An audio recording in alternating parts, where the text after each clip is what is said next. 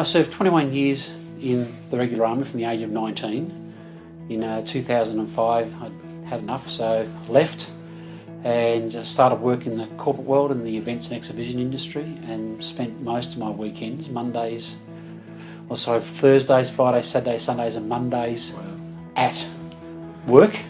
So very little time with the family. After 2 years there was a redundancy. Then started working in the aviation industry, and whilst I loved the job and I loved the industry, I found I was spending more time away from home in that job than in the army. So we found a business importing hand-carved aircraft for Qantas, and I now do that full time. Show us a couple of you. This is there you go, this is a classic Qantas plane. Yeah, the old Manala Dreaming. There's about 30 hours of hand painting in the model. Wow. So, and they're mainly bought by enthusiasts and aviation people, and bought by Qantas as demonstrations for or gifts for customers and clients and people in the industry. So, keeps me busy. My sister-in-law, Juliet, has been here for a long time, and they were always attending. We knew the church existed.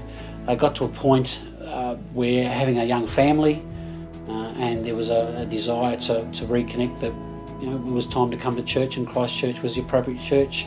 We had the link there also with Lucy at Christchurch Preschool, which was good.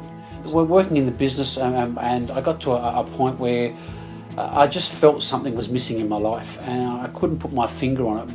But the obvious thing through discussions with my business coach was that Christ was missing.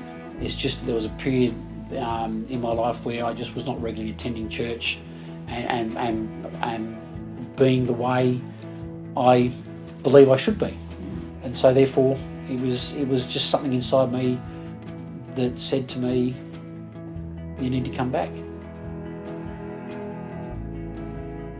Well, the first couple of Sundays were fascinating. It was a really big eye-opener for me.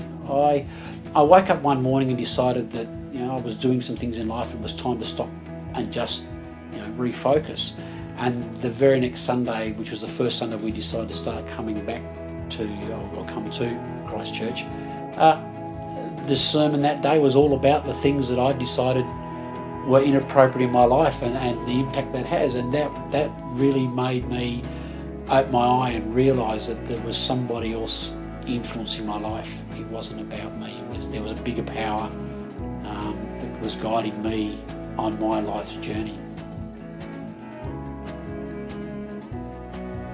My first 6 months at Christchurch have been wonderful. I've really grown in myself spiritually. I've found the people and the community very, very supportive. I've been involved now with the Wednesday morning men's group, which is just a fascinating, great bunch of guys, and I'm not judged for what I would class my lack of knowledge, but I actively participate, and it's very good to be involved with that group.